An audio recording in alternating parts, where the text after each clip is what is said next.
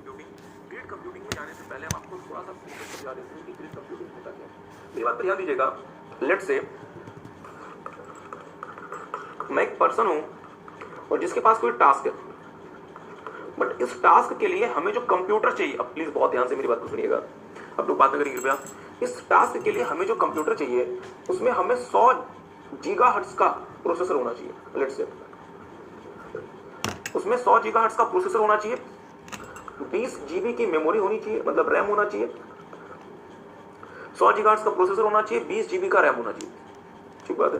तो ही वो task execute होगा, अदरवाइज वो टास्क एग्जीक्यूट नहीं होगा। ये बहुत हाईफाई टास्क है, ये बहुत बड़ा, ये कोई बहुत बड़ा कोई मतलब टास्क है। ठीक बात है। तो अब मेरे पास ऑप्शन क्या है? मेरे पास ऑप्शन है कि मैं एक सुपर कंप्यूटर खरीद लूं, या मैं कोई मेन फ्रेम खरीद लूं, क्योंकि उतनी क्षमता तो सर जी उसी में होगी। मेरे पास जो कंप्यूटर उसमें तो वो क्षमता नहीं है। पर हमने क्या देखा, बहुत ध्यान से मेरी बात को सुनिएगा। ये जो व्यक्ति है, ये एक कॉलेज है या फिर यूनिवर्सिटी है, जिनके पास कोई टास्क है, और वो टास्क यदि आप प्रोसेस करना चाहते हैं, you need 100 gigahertz of processing power, 20 gigabyte of RAM, otherwise you can not process the task. और ये क्षमता आपको सिर्फ सुपर कंप्यूटर या मेन फ्रेम कंप्यूटर में ही मिलेगी, नॉर्मल आपके पीसी में नहीं मिलेगी। तो इस कॉलेज के प्रोफेसर ने देखा कि सर जी हमारे पास तो बहुत सारे छोटे छोटे माइक्रो या फिर पर्सनल कंप्यूटर्स पड़े हुए। ये बात तो सही है, किसी भी कॉलेज में या किसी भी स्कूल में 100-200 पर्सनल कंप्यूटर तो होना डियर आम बात है, एग्री करते हैं। पर सर जी दिक्कत ये है ना पर्सनल कंप्यूटर के साथ, कि कोई भी पर्सनल कंप्यूटर इसमें 2 गीगाहर्ट्ज से ज्यादा का प्रोसेसिंग पावर नहीं है और 4 जीबी से ज्यादा का रैम नहीं है। और हमें हमारे टास्क के लिए कितना चाहिए? 100 जीबी का प्रोसेसिंग पावर और 20 जीबी का रैम, अदरवाइज हमारा टास्क प्रोसेस नहीं होगा। क्या मेरी बात आप समझ पाए? मतलब मैं इंडिविजुअली किसी भी पर्सनल कंप्यूटर में, लेट्स से पर्सनल कंप्यूटर 1 है, 2, 3, 4, 5, 6, 7, मैं इंडिविजुअली किसी भी पर्सनल कंप्यूटर में अपना टास्क एग्जीक्यूट नहीं कर सकता, और मेरे पास सुपर कंप्यूटर या मेन फ्रेम कंप्यूटर के पैसे नहीं। तो समझदार लोगों ने कहा कोई बात नहीं, अगर इंडिविजुअली आप एग्जीक्यूट नहीं कर सकते तो एक काम करो ना, सारे पर्सनल कंप्यूटर्स को आपस में लिंक कर दो और उनका ग्रिड बना दो। तो हमने क्या किया, हमने एक ग्रिड सॉफ्टवेयर डेवलप किया, जिससे हमने सारे के सारे कंप्यूटर्स को जो भी हमारे पास हैं आपस में लिंक कर दिया। और हमने क्या डेवलप कर दिया?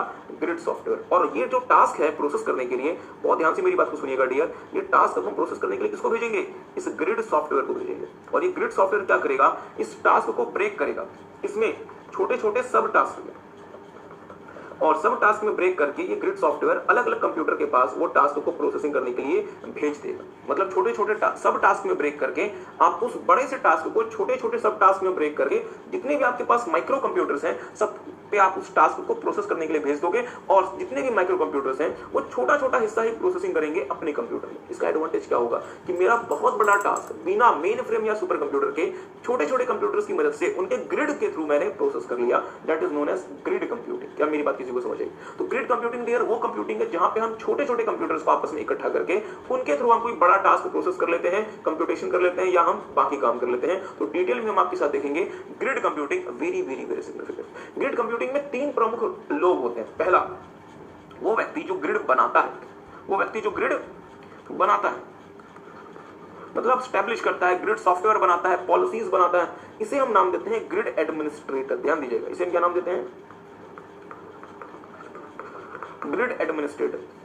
ठीक बात है।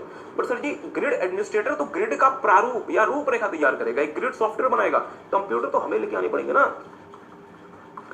तो ग्रिड में जुड़ने वाले लोग 2 प्रकार के होते हैं, ध्यान दीजिएगा। एक होता है ग्रिड में जुड़ने वाला डोनर, जो अपना कंप्यूटर ग्रिड में डोनेट करता है कि ठीक है सर जी मेरा कंप्यूटर ग्रिड में हम यूज करना अलाउ करते हैं, अगर आपके पास कोई बड़ा टास्क है तो मेरे कंप्यूटर की प्रोसेसिंग को इस्तेमाल करके उस टास्क को एग्जीक्यूट कर दो, हमें कोई फर्क नहीं पड़ता।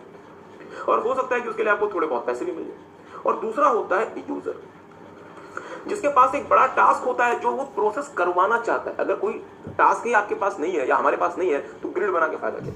प्लीज ध्यान दीजिएगा, अगर मेरे पास कोई टास्क नहीं है तो ग्रिड बनाने का इस्तेमाल क्या है, यूज क्या है, अगर मेरे पास कोई टास्क ही नहीं है तो।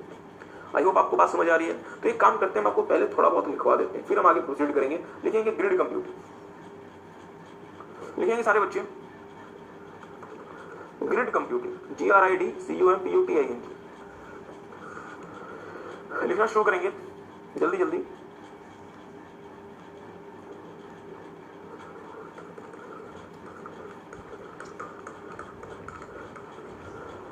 Grid computing is a computer network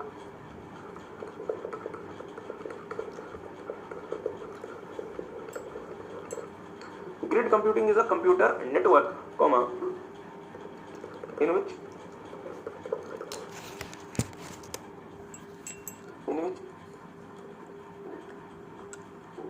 लीजिएगा आपने क्या देखा, ग्रिड क्या होता है।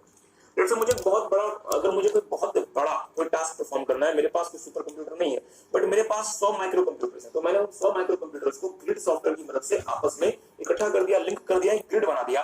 अब मैं टास्क को क्या करूंगा, ग्रिड सॉफ्टवेयर के पास भेजूंगा। सबसे पहला काम, ग्रिड सॉफ्टवेयर उस टास्क को छोटे छोटे हिस्से में डिवाइड करके ग्रिड के जो भी कंप्यूटर्स उनके पास भेजेगा, जहां पे वो टास्क प्रोसेस होंगे। प्रोसेस होने के बाद वो सारे के सारे टास्क ग्रिड के पास आएंगे, जो ग्रिड मुझे मेरे डिवाइस पे भेज देगा। एग्री करते हैं?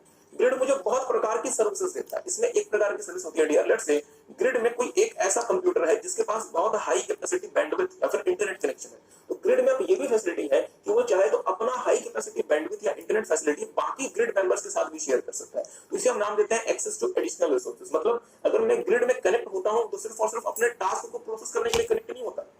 जैसे किसी और पर्सन के पास बहुत हाई कैपेसिटी बैंडविड्थ है, तो वो मुझे अपनी बैंडविड्थ या अपने इंटरनेट की क्षमता वो मुझे भी दे सकता है, और मैं भी तेज गति से इनसे इंटरनेट यूज कर सकता हूं। बट ये होगा कैसे प्रैक्टिकली, आपको नहीं समझना। आपको तो सिर्फ और सिर्फ ग्रिड कंप्यूटिंग में ये बातें इंस्टीट्यूट ने पढ़ने के लिए दी है। आगे लिखिएगा जल्दी से, types of resources in grid computing, या types of resources offered in grid computing. Types of resources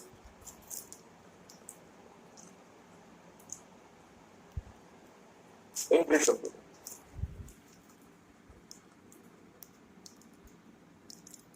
so अभी तक हमने देखा what is grid computing. Grid computing is a computer network in which each computer resources is shared with other computers in the grid.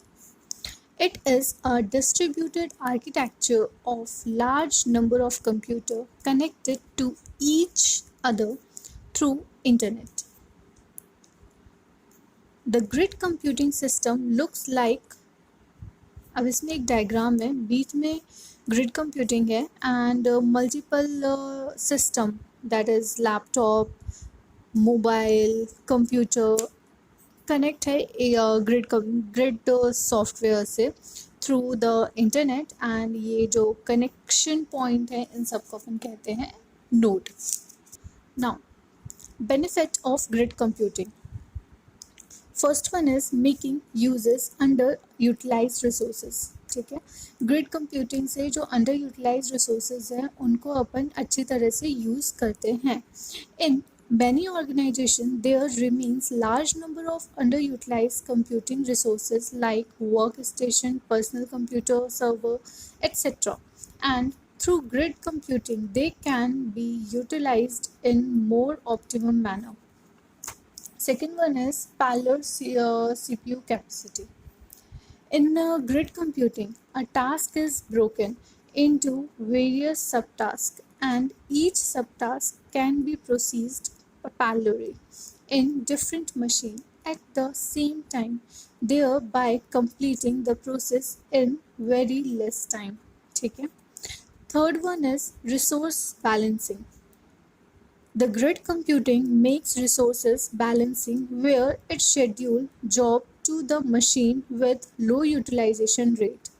Through resources balancing, grid computing makes the optimum utilization of the device connected to the grid. Balancing grid की मदद से जो भी resources या जो भी device से connect होते हैं ग्रिड से, उनका मैक्सिमम मींस ऑप्टिमम यूटिलाइजेशन किया जा सकता है। ठीक है। Fourth benefit is reliability. Grid system ensure very high reliability of services for ensuring reliability. There may be duplication of hardware, software, etc. Fifth one is virtual resources and organization for collaboration. Grid provide an environment for virtual collaboration among the various users where they can share resources, data, software, etc. and collaborate with each other. Sixth one is access to additional resources. In addition to normal resources, grid can provide access to other resources as well, like sharing of network capacity, etc. Now, the next topic is type of resources in grid computing. Some of the common resources provided on the grid are, first one is, मतलब कुछ common resources हैं जो grid provide करता है. First one is computation. Computation or computing capabilities are the most common resources provided in the grid system. Computation or computing capabilities are the most common resources provided in the grid system. Grid system में computation और computing capabilities provide करना बहुत ही common resources है. Computation services are provided by processor of the machine on the grid. Okay. Second one is storage. Data storage is another common grid resource.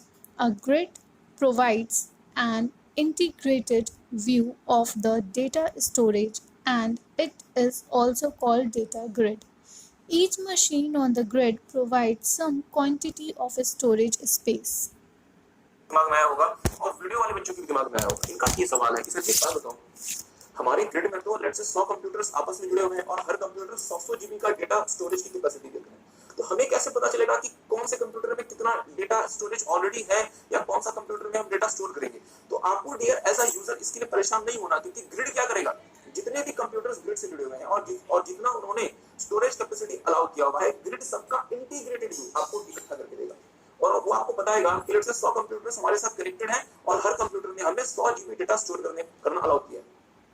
तो हमारे पास कितना हो गया, 10,000 टीबी, मतलब 10,000 जीबी या फिर 10 टीबी की स्टोरेज कैपेसिटी. तो ग्रिड आपको 10 टीबी की स्टोरेज कैपेसिटी दिखाएगा और लेट्स से आपकी फाइल को स्टोर करने में 1 टीबी लगेगा, तो आप उसे ग्रिड में भेज दो और वो ग्रिड का काम है कि वो उसे कैसे स्टोर करेगा.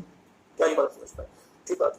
और हम ऐसे ग्रिड को क्या नाम दे सकते हैं, डेटा ग्रिड. मतलब ग्रिड हमारा डेटा ग्रिड भी कहलाता है. आगे बढ़ेंगे. कम्युनिकेशन. अब मुझे एक बात सोच के बताएंगे बहुत ध्यान से.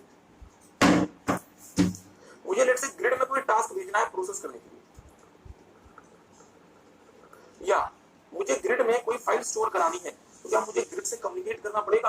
हाँ सर. तो ग्रिड को क्या करना पड़ेगा, मुझे एक सिक्योर्ड मैकेनिज्म देना पड़ेगा जिसके थ्रू मैं उससे कम्युनिकेट कर सकता हूँ. तो जल्दी से लिखेंगे कम्युनिकेशन.